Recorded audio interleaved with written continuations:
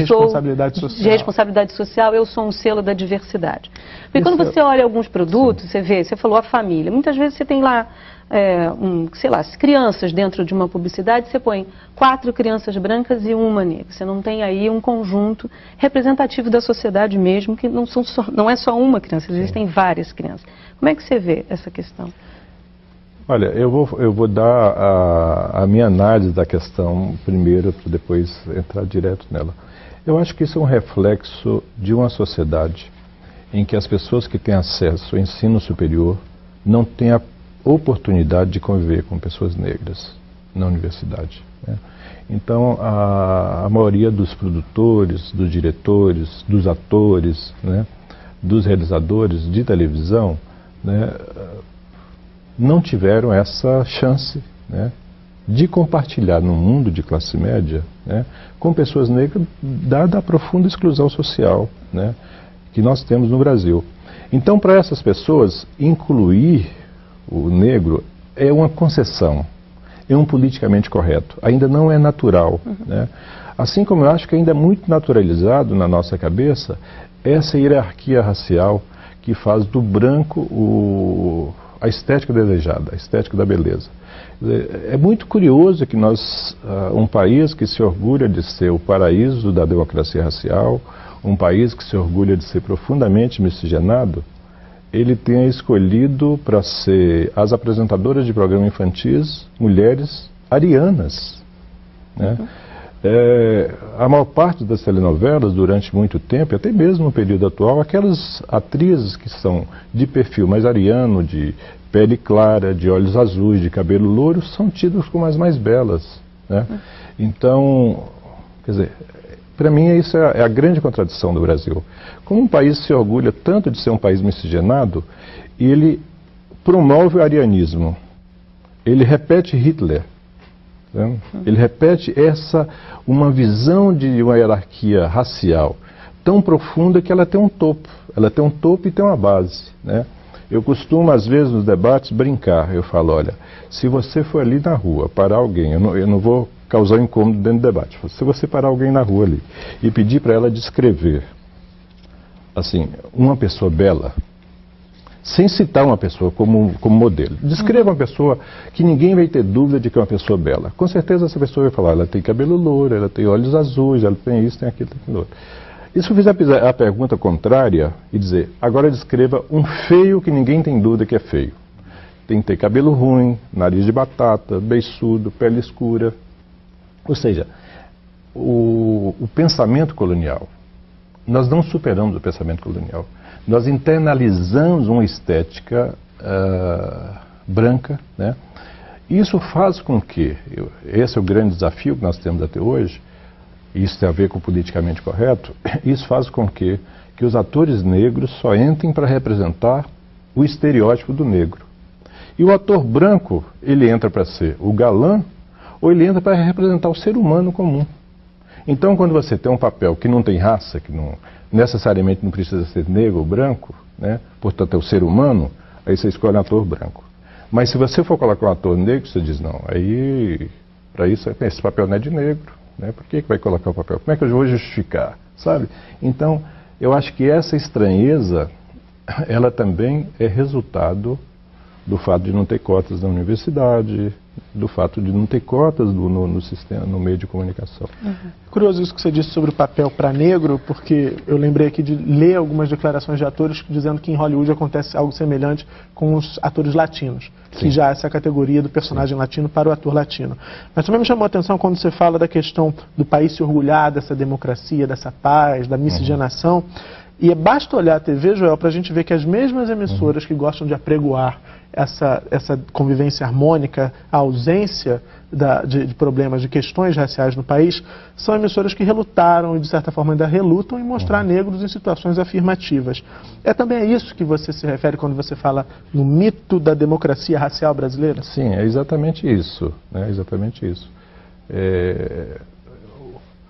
Esse mito, ele serve como uma cortina de fumaça, né? E a ideia da miscigenação, né, ela acaba sendo um discurso que você confere nas ruas. Nós somos um país profundamente miscigenado mesmo, né? mas você não confere na televisão, né? Você confere no cinema de uma forma enviesada, né? Então, quer dizer, é um país em que a norma, né, é buscar ser branco. Nós sabemos que a ascensão social, e eu venho de uma família de mãe negra e de pai branco, né, e que para aquela família negra, aquela relação, né, era uma forma de permitir que os filhos tivessem um melhor futuro que os outros, né? Então, quer dizer, nós vemos de um país em que branquear, né, é um valor, né? É por isso que eu costumo de dizer que a miscigenação no Brasil não é um valor em si. Se fosse, as nossas grandes belezas seriam os miscigenados, né? Quer dizer, a miscigenação no Brasil é simbolicamente um processo de branqueamento, né? Quer dizer, eu não estou aqui contra a miscigenação, eu não sou suicida, né? Enfim. Mas, quer dizer, essa é uma característica do Brasil. Agora, o discurso da miscigenação no Brasil, ele não é um discurso, eu diria, honesto, sabe? Ele é um discurso hipócrita, né? Porque, na verdade, simbolicamente, os meios de comunicação, a publicidade, né, ela está promovendo o branqueamento. Então, portanto, miscigenar é um passo para se branquear. O valor supremo é não ser miscigenado, o valor supremo é ser branco, né, e não ser o miscigenado. Agora, Joel, a gente está falando o tempo inteiro da televisão, né? Você é cineasta, obviamente, analisa as produções do cinema, né? O cinema brasileiro, especificamente, tem trilhado um caminho diferente desse da televisão ou também está aí... Nós temos 2 cinemas dentro do Brasil. A gente sempre teve 2 cinemas. Você tem um cinema mais próximo da televisão, que é um cinema comercial, né? Que eu acho que ele é também, do ponto de vista racial, muito mais próximo. E você tem um cinema mais independente, que é um cinema que vem ainda de uma tradição muito forte do neorrealismo, né, que tenta espelhar a realidade social. E hoje, inclusive, a estética do documentário é, de certa forma, a estética desse cinema mais independente. Então, acho que ele trata um pouco diferente essa questão, né? Eu diria que o cinema comercial repete exatamente a televisão. Ele vai tentar buscar o galã, de vez em quando ele vai ser politicamente correto, enfiar uma atriz negra ali num papel de secretária, simpática, enfim.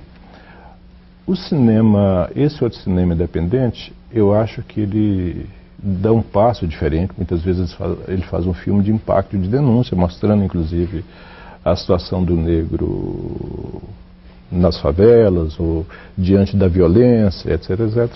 Mas eu acho que ele também tem dificuldade de contar boas histórias, né, sobre a participação do negro na sociedade brasileira. Eu acho que é por isso que nós não temos até hoje um filme sobre João Cândido, por exemplo. Né? Então nós não temos um filme sobre José do Patrocínio, nós não temos um filme sobre o engenheiro negro André Rebouças. Né? Então essas histórias ficam esquecidas, né? Quer dizer, então o foco, de certa forma, esse cineasta preocupado em discutir a situação da realidade social, ele acaba ainda trazendo o negro naquilo que se espera do estereótipo da representação do negro, embora de uma forma muitas vezes crítica, de uma forma muitas vezes até mesmo com a intenção de provocar um debate. Joel, a gente ainda tem um pouquinho de tempo também. Para fechar, eu queria que você dissesse, na sua opinião, como é que a escola pode contribuir para o debate dessas questões que nós tratamos hoje aqui? Olha, eu sempre vi o professor como um grande mediador, né?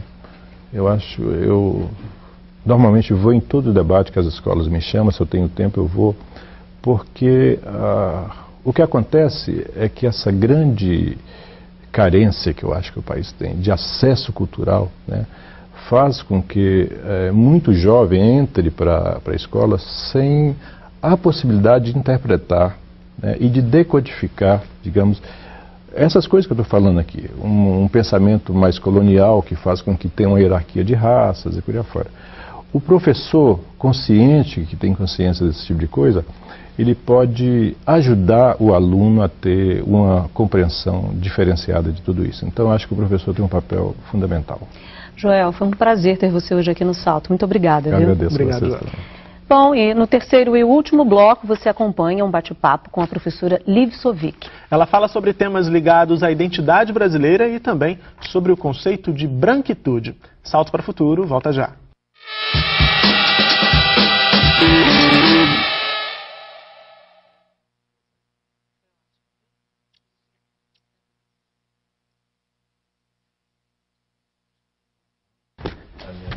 Eu ia fazer um ganchinho com a série de televisão, mas não deu tempo. Eu ia fazer um ganchinho com a série de televisão, mas não deu tempo. Você refere a você como Joel ou Joelzinho? Joel. Então tá. Que eu vou me referir exatamente a isso que você falou sobre... É o da Liv, tá? Por favor. É brincadeira! Eu tô...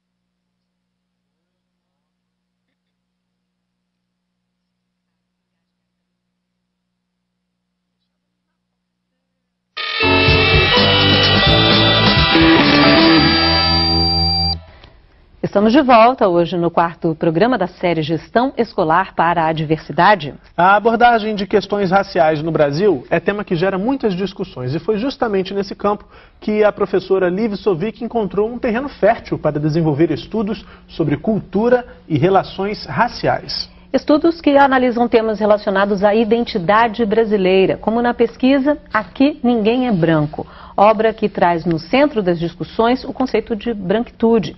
E é sobre esse tema que a gente conversa agora com Liv Sovic. Liv, é um prazer ter você hoje no Salto para o Futuro. Muito obrigada por aceitar o convite para essa conversa. A gente terminou o bloco anterior com o Joel falando um pouco do branqueamento, da ideia de branqueamento, né? A gente queria abrir essa conversa com você já falando do conceito de branquitude. O que se diferencia com a ideia que o Joel já estava trazendo um pouco para a gente aqui? Sim, eu acho que uma das dimensões é essa que ele mencionou. Eu acho que o caso brasileiro demonstra que ser branco não é um problema não é uma questão genética. Deixa muito claro que é um lugar social que é ocupado por certas pessoas com uma certa aparência, mas essa aparência pode mudar de